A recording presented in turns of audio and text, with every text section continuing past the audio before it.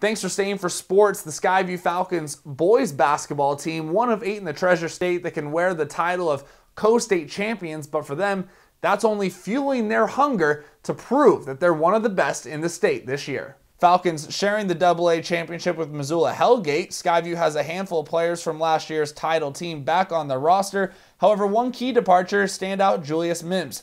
With the regular season only a few weeks away, Falcons are excited to be back on the court as they prepare for what they hope can be a full basketball season. Just really thankful, to be honest, to just be able to get practicing again, and hopefully our season can get rolling and just stay on schedule.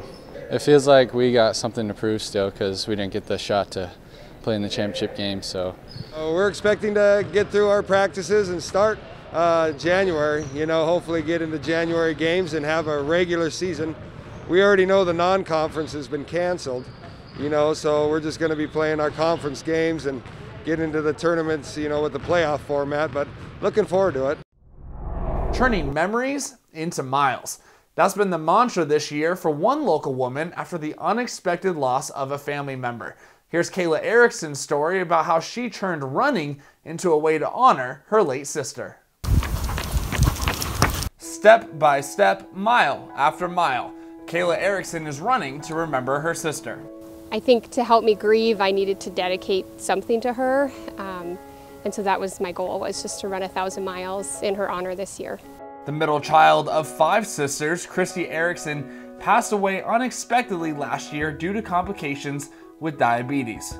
She was very independent, hardworking. She had I would say a feisty spirit. She worked in healthcare, she was a CNA, and was very committed to her patients. And that she loved taking care of elderly, so that was her passion. Kayla had ran before in high school and as a way to relieve stress, but now she was set on running 1,000 miles in a year, about 82 a month, to honor her sister's memory. In the beginning, my hardest or my biggest hurdle, I say, would just be being able to even get through the run. I sometimes would have to stop. I would break down, every time I'm running, I'm thinking of her. That's the whole point of it.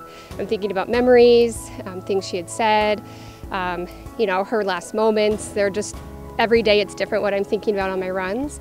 But the point is to dedicate that time to think of her in her honor. Kayla says she never even saw her sister jog, but Christy was always there to support her goals. Going to vet school, she was very proud of me. She'd always tell me how proud of she was of how much I accomplished. So it was more something that would be a challenge for me that I knew that she would be proud of that I was doing. There's been some setbacks along the way. In February, Kayla got sick and couldn't run for weeks. Then in August, she tore her meniscus, setting her back for 2 months. I felt like I was disappointing her. That was really difficult. I didn't know if it was going to be feasible. I didn't know when I'd be back to running after my knee. Right there. But now she's back on the road, logging miles with her dog Ty, turning cherished memories into miles. A lot of childhood, we were really close. We were like 1.5 years apart in age, so we were together all the time.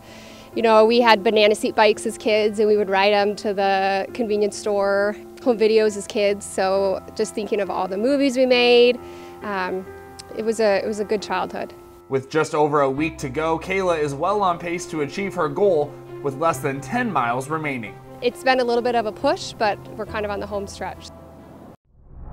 So much dedication after long days at work and injury, sickness. Really impressive to see Kayla still get to 1,000 miles to honor her late sister. Well, that is your check on sports tonight. We're right back after this.